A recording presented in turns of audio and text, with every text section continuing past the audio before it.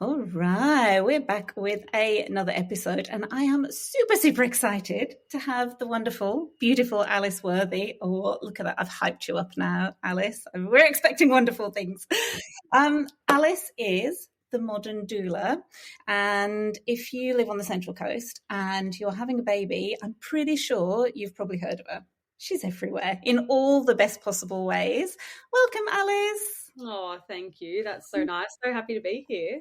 I am so happy you're here. I really wanted to talk to you because not only do you support women through their pregnancy, through their birth, but you also support them beyond as well. Mm-hmm. And in this really vulnerable time, like that can last years and years and years, body image is something that really gets hit hard, especially with access to social media and, seeing our friends over video and photos. So I really wanted to talk to you about that today, as well as all the wonderful things that you do. Oh. So let's start from the very beginning. Could you introduce yourself and tell us, because you never know, there might be some people still out there who don't know what a doula is. Could you tell us what you do? Oh my gosh, I reckon that's like 80% of people that still don't know what a doula is. Which is, I guess, why I'm really passionate about this work. So my name's Alice, as you said. I'm a doula on the Central Coast, and I support women through pregnancy, birth, and beyond in their postpartum as well. And a doula is your emotional, physical, educational, advocacy support person, essentially. So where we differ from a midwife is that we're not clinically trained, so we don't look after the clinical care of you or your baby. We're really just that companion, along the whole way for you. And the way that I kind of describe it is if you had a maid of honor or you had a wedding planner, that's kind of what your doula is. It's like your right-hand woman who also supports you and your partner as well. And I would say that I'm a modern doula, as in the name, because I like to, or I aim to combine that ancient technique of supporting women through birth and how important that rite of passage is, but make it accessible, make it modern, make it so that every woman knows that this type of support exists, because it's really important, because you remember your birth literally for the rest of your life. So I do think it's important to invest in that. So that's, why I'm here doing this work. That is so true. It is definitely something that sticks with you. All the little details, all the good stuff, but then also all the not so good stuff as well. And for some women, that can be like a make or break for how many more children they might have or how their mental health is afterwards. I see what you do, and oh my God, I wish that I'd have had you for my for my first baby as well, but for my second, just to have someone there to go, you know what, it's okay. It's not going to plan, but it's okay. Because my second was a preemie, and to have someone there to just go, this is shit, but you're doing okay. Oh my God, I would have loved you. Oh, thank you. I'm sorry you went through that. It's you're right. I always say that invest in a doula not because of the type of birth that you want to have, but for the type of support you want along the way, because there's so many elements of birth that are out of our control. Ultimately, it's this crazy natural thing that just, exists and happens, whether or not we do a million things or we don't. There are so many elements that are out of our control, but we can absolutely plan for it and kind of push the ship in the right direction.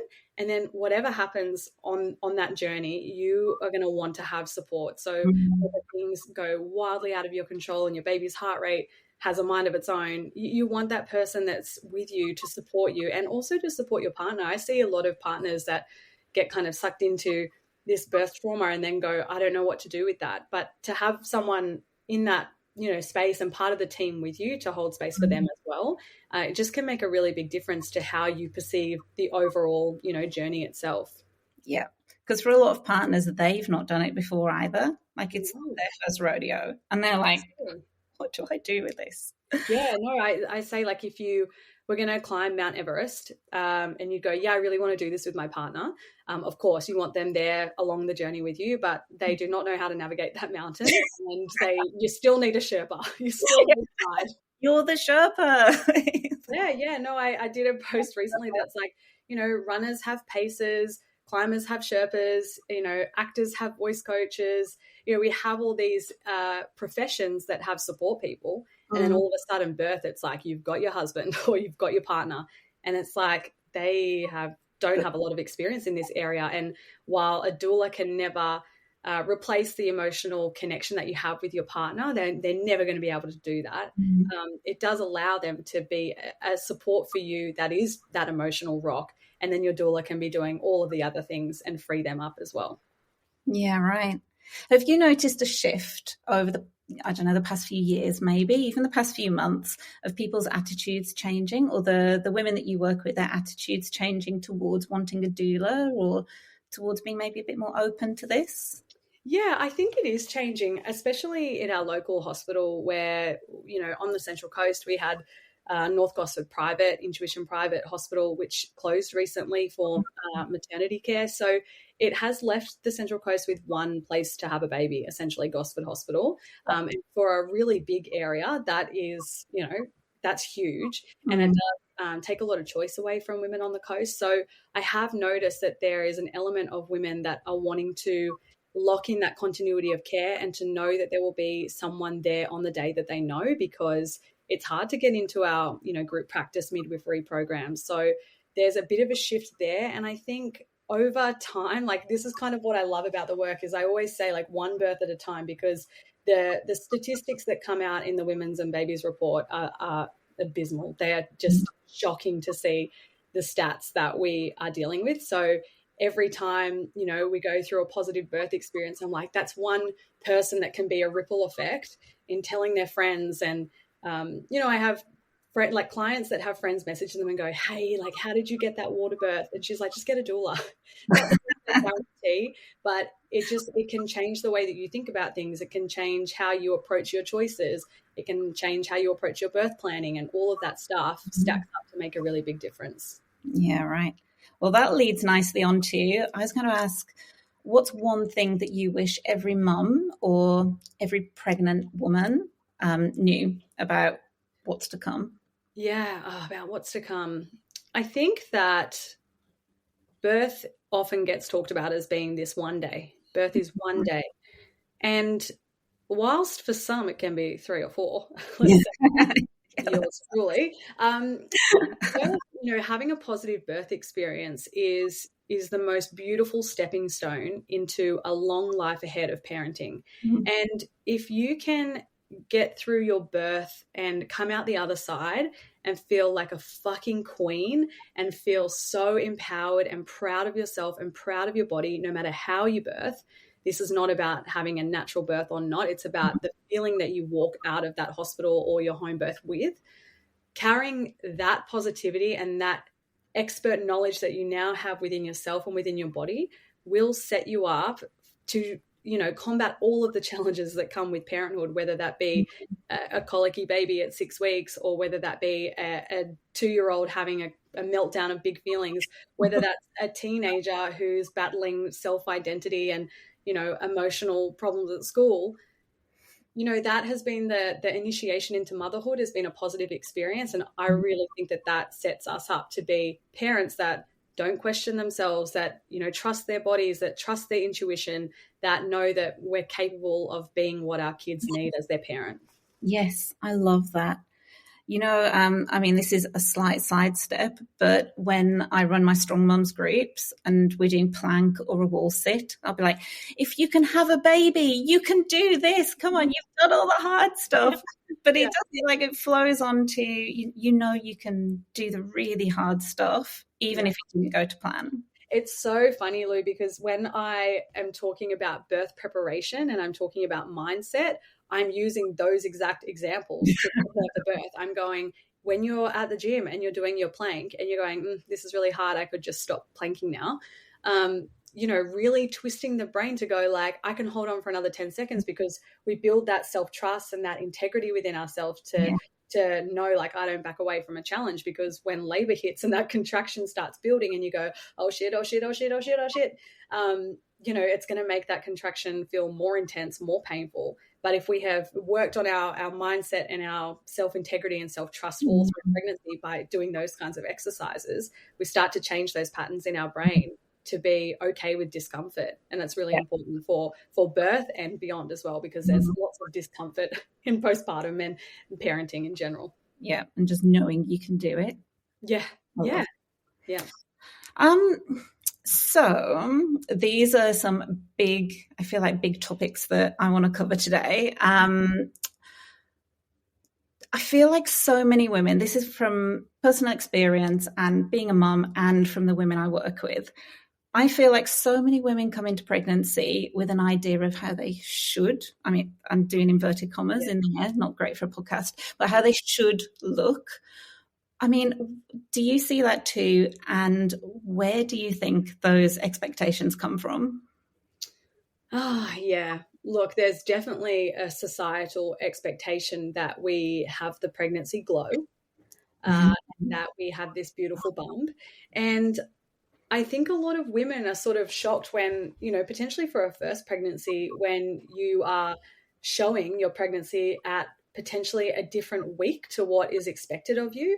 And I know for myself with my first, depending, it was my body shape at the time, but I started showing quite early, and I really, like to embrace the bump. And I was, for the first time in a really long time, actually felt confident in my body because I could wear figure hugging clothes and enjoy my bump. But then I would have people say, oh, you mustn't have long to go. And I'm like, girl, I'm 16 weeks.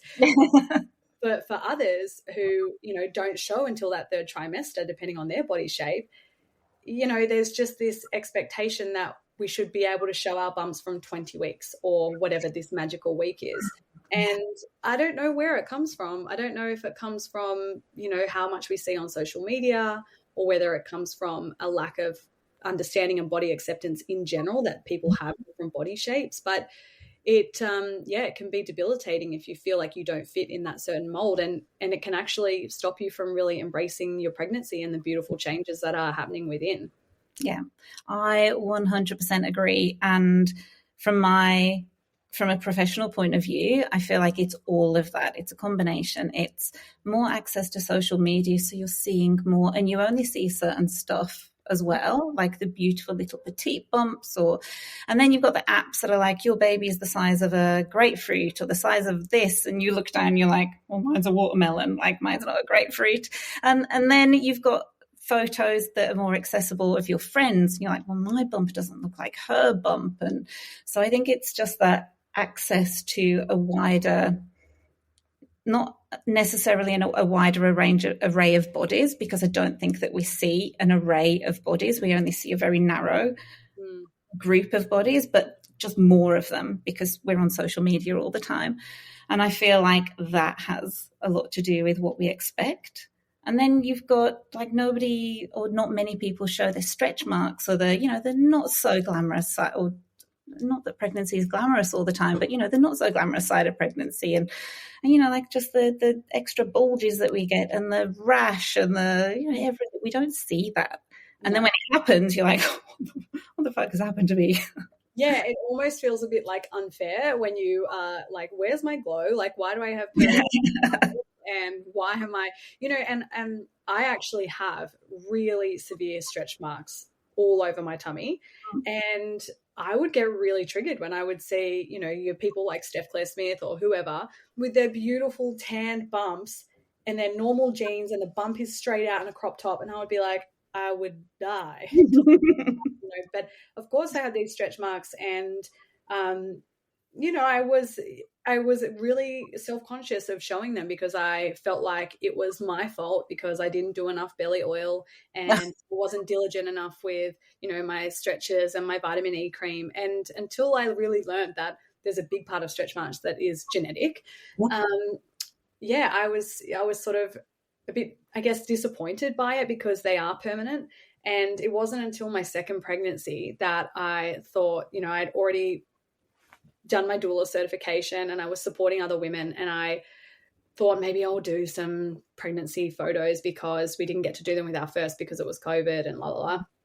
And so I did the pregnancy photos, and I just thought, you know what, fuck it. I'm going to take the pants off and have the belly out with my stretch marks because I want other people to see them and make it more normal and make it something that's not shameful to have. Mm-hmm. And, now that I'm no longer pregnant, I have these, crazy silver kind of tiger lines. My girls look at them, I tell them exactly what they are and tell them why I have them and how cool they are. And so I'm really conscious of trying to rewrite that story for them as well. Yeah, and knowing that they can grow up, see them on you, you're making no big deal of it, telling them, well, this is why it happens, and lots of other women have them too. They're going to grow up knowing that that's completely normal. I hope so. Whereas I think our generation, it was a shame. It's something shameful and something to hide. And you made a really good point then of, I feel like it's always put back on the woman that it's your fault that it happened. That, you've got stretch marks because you didn't buy enough bio oil, or you didn't. Oh, I remember smothering my bump in, I don't know what oil. It made like zero difference other than I had a really greasy tummy for 9 months, and like less maybe. I remember that, like, oh, why didn't I do the oils? I should have done the oils. And it wasn't until I Googled it that I was like, okay, so the oils were probably not going to help. Oh, just give you a really shiny belly. Yeah, exactly. And you smell really nice. Yeah. I also find, this leads nicely on to, I believe society celebrates a baby bump and women having this big tummy, and it's like, yes, you're beautiful, you're big, and like, look at that big tummy. Like, a big tummy is celebrated during pregnancy, and then you have your baby, and suddenly that beautiful body that housed that beautiful baby for 9 to 10 months is now something shameful. And it's almost like society tells us that you should not look like you've had a baby even though you have had a baby. I don't know what your thoughts on that are. I see this all the time, and it goes back to that pressure to bounce back. I think that postpartum body, even what I see on social media, I love seeing, those reels where it's like, here's a baby, 1 week, 1 day postpartum, 1 week postpartum, and they're still wearing the nappies and everything. But I would love to start seeing the 4 months postpartum, 6 months postpartum. It seems to be okay in that first 6 weeks to still look like you're pregnant and still, look like you have just had a baby. That's okay. But as soon as that 6 weeks, ticks over, you go to your GP, you have this beautiful conversation with them about contraception. Yeah, right. Then you're supposed to have it all together. And the comparison to that is to see, 9 months in versus 9 months out. I don't know if you've seen those on social media. And that post is almost supposed to be like a celebration of how you don't look pregnant at all in the 9 months out. It's supposed to be, it seems like it's this, look at me now, 9 months in, and I've got my body back. Yeah. It took 9 months to grow this and 9 months to lose it. But as we know, it takes, up to 2 years for your hormones to go back to regulation. It's so much longer than just 9 months. We're really not giving ourselves a lot of leeway. And I guess when I talk about this stuff, I get really passionate in that I have a strong belief that it's women that need to change this narrative for ourselves, for our sisters, for, our future mothers. It's not that it's our fault that this is happening, but we've got to be kinder on how we judge other women and how we talk about our bodies and how we show our bodies in a perception to the world, and be okay with, not looking perfect and Instagrammable all the time. And this is a big topic because I know that there's, we live in that patriarchal society and we've been conditioned to look a certain way to get a certain place. But we're 51% of the population. We've got to also try and do what we can to shift the narrative for ourselves too. 100% agree. And this is why I wrote the Body Resilient Mum Project for mums. It's because you don't know what you don't know. Like, we've grown up in this society, in this environment, and that's what we learned. And then we think like 9 months in, 9 months out. And you've got these photos before and after, and you think that it's all you're doing the right thing, but actually all we're doing is we're seeing the people who want to show their smaller, like 9 months in, 9 months out body. You very rarely get the people who are like 9 months in, 9 months out, and like, this is my big tummy still. And we should see more of that. And it should be celebrated because we want to see more bodies, like more a range of bodies. after having a baby, and we don't see that. Yeah, and I think there's also this common myth that you lose weight breastfeeding. If you breastfeed heaps, you'll lose weight. And for a lot of women, that's just not the case. In fact, we're actually storing those calories to turn them to milk. We're working really hard.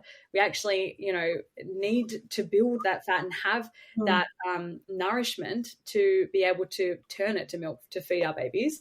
But not everyone does lose weight breastfeeding. And I think that's a really harmful approach to what postpartum looks like, because we think that we just breastfeed our babies and we're just going to shred this weight off, and it's just not the case. It's unrealistic, and it sets like an unrealistic standard for women to try and adhere to all the time. And how sad is that as well, when you're going through that postnatal period, whether it's a year on, 2 years on, you're still breastfeeding, that it comes down to weight as well. It's like, but what about all the other stuff? Like, what about all the other stuff that your body has done, continues to do, and is going to do? But it all comes down to weight. How much weight you put on? How much weight are you losing? How fast is it coming off? It breaks my heart. Yeah, the narrative. It does, and it's sad that that's kind of what it comes down to, really. When there's so many other way more interesting things we can talk about, postpartum, than to just have you lost the baby weight yet. Gosh. That's why I think we've got a long way to go, really. It's little changes every day and one birth at a time, and I'm all for that. But like, sometimes you think about it and you just go, oh God, are we making any change here? Turn around and bang your head up the wall.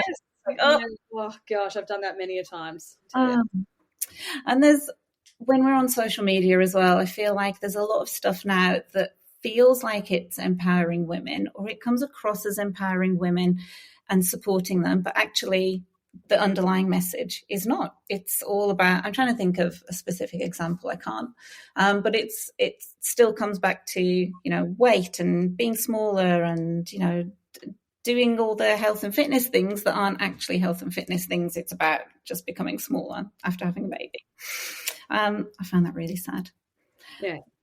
When we think about language is a big thing I focus on, because I feel like not only the way that we talk about ourselves has an impact on the way that we think, but also how other people, like our partners, maybe midwives, maybe GPs, how they talk as well.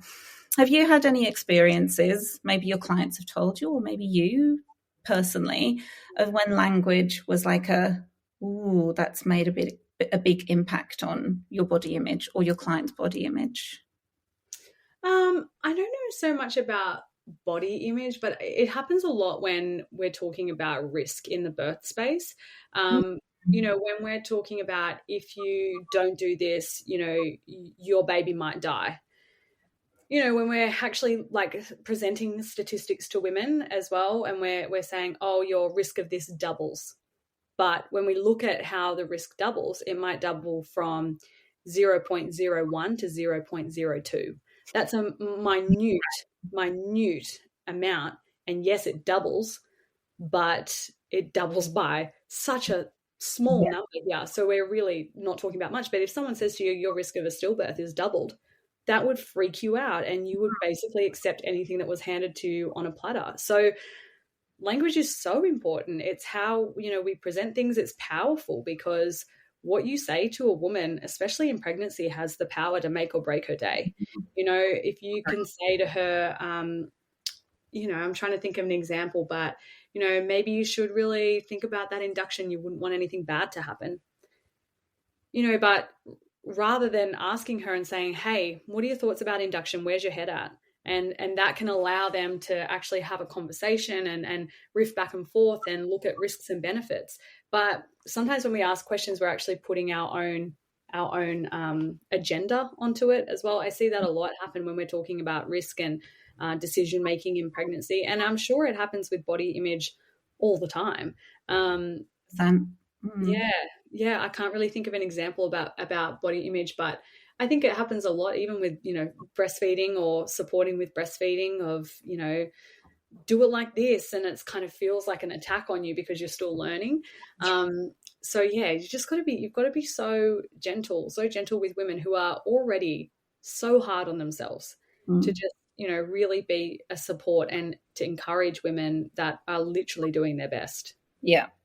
Yeah, I can imagine in those situations when you're thinking about language, like talking about risk to baby or risk to you, like that is where you come in and you are, oh my God, you'd be like, you're weight in gold, like just to have that other person just reassuring and going, okay, let's talk about this then. Let's look at the stats. And yeah.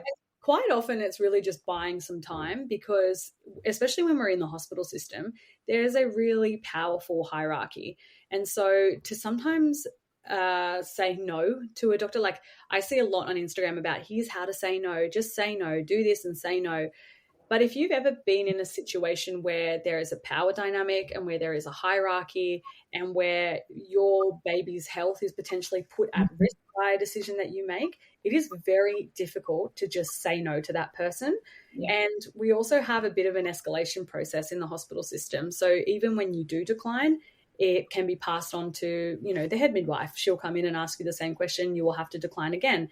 Then the pediatrician might come in and you'll have to decline to them. So it's not just saying no. It's saying no 1, 2, 3, 4, 5, sometimes 6 times to all different people. So you're always exposed to, a new confrontation every time, and it just can wear you down. So having, a doula as support there can sometimes just buy you more time. It can actually help you, get a second opinion if you need it, or kind of placate and play the game a little bit. It's as much as that sucks to have to do.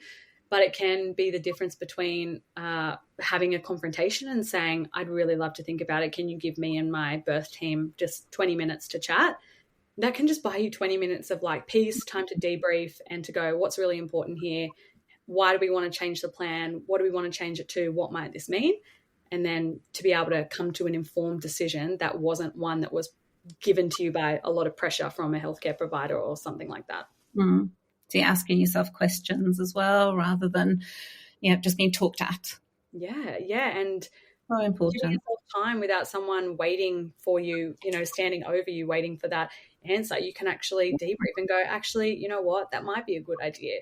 Or I do want to do that, but I don't want that, So it's a bit of discernment and a bit of, informed decision-making. It's really important.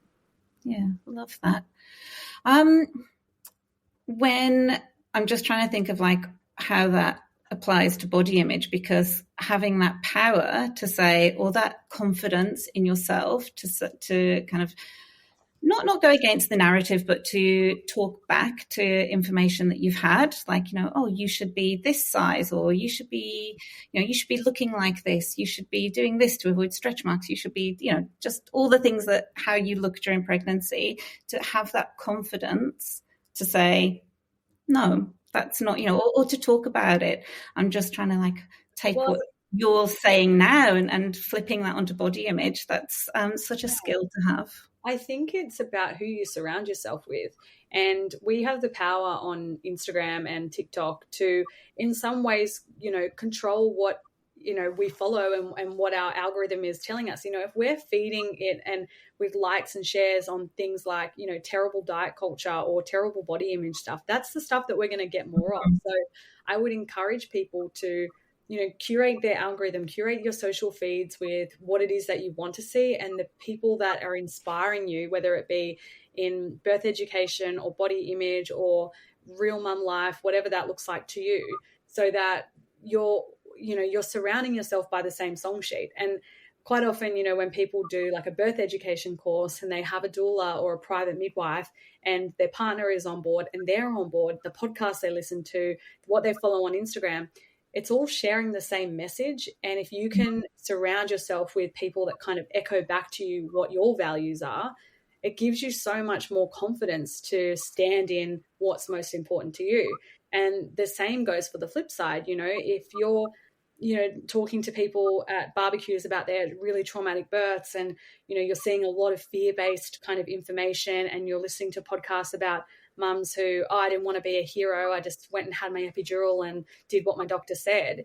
When you surround yourself with that, that's kind of what you start to believe for yourself. And, we've got to, I guess, look within and go, what are my values? What's important to me? What do I want to learn here? And who do I want around me to support me and hold me through whatever it is that I want? And the same goes for body image, like going to a gym where you feel safe and supported and like you can 100% be yourself. And I know for me, I really love going to Pilates, and I feel like if I wanted to work out in a crop top and shorts, that people are not going to be judging me going, oh, she's got fat rolls. They're going to be going, oh my gosh, you look so strong, or you nailed that movement or whatever. And that's why I like going, not because I feel like I look a certain way there. So yeah, I think it's just about your village and who's around you and who's going to echo the message for you.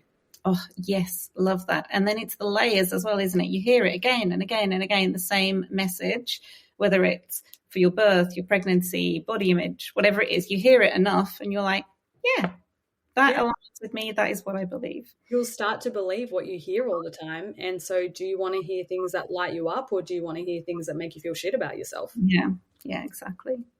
And so, Alice, hopefully there's a mum listening. It's like, if a mum's listening, hopefully they're all listening. And they're feeling vulnerable about their body. What's one thing that you would leave them with today? Oh, gosh, so much. I think we're so hard on ourselves, number one. Your body is doing so much for you and your baby. And if you're feeling tired, just know that your body is giving everything to this baby that's within you, and you are creating life. That is no mean feat. You are creating life, and you're creating a human that's going to go out into the world and have some impact. It's pretty incredible that our bodies get to do this. If you're in the next stage where you're planning to give birth, it's like we're so privileged to feel these sensations in our body, to have these incredible muscles and organs that will literally create and give life. When those contractions hit, how can you turn your mindset to be, appreciative of those intense feelings that, I know that there's guys out there that wish they could feel it. They might not admit it, but I reckon there are. If you're postpartum, you are still giving so much of your body to your baby, whether you're feeding them late at night with bottles and formula, or if you're breastfeeding and creating milk like a factory. Just how amazing are you to be able to create the food that your baby needs to thrive? And when you see your baby in 6 months and look at how much they've grown, know that that was all you. And if you are years down the track of your postpartum journey, it's okay to want to prioritize your own health. You have given so much to your family over the years. And if that means going for a walk on your own, or it means doing some light stretching, it doesn't have to mean going back to CrossFit. Health and wellness and feeling good in your body and filling up your cup can be done however you need, and you're not selfish for taking the time to want to do that. So it's okay to prioritize yourself. Even if you are in pregnancy, I think, no matter what stage you're at, it's okay to put yourself first. It doesn't mean that you don't love your kids any less. Such a powerful message. I'm like tearing up. I'm like, oh, yes, I love all of that. If anyone's following on Instagram, like I love a sunrise. Like I'm a sunrise girl through and through. Like if I could do it every morning, I would. And I like it because, I can usually get out before the girls wake up. But I often will sit there and go, when I was postpartum, if I saw someone like, posting a sunrise, I would be like, I'm in the middle of feeding my baby at 5 a.m. or whatever. I go, oh, will that ever be me? Am I ever going to get to a Pilates class? Am I ever going to see the sunrise on my own without a child hanging off me? And the answer is yes, it will happen. It will happen. And when it does, it'll be, a reminder of where you've been and what you've done, and that you deserve to do it. Mm-hmm. Yeah. Seasons. It's all seasons, and and some are really, really hard. Yeah. And some are long. Some seasons are really long. And it's hard to see the light at the end of the tunnel, but it is there. Yeah.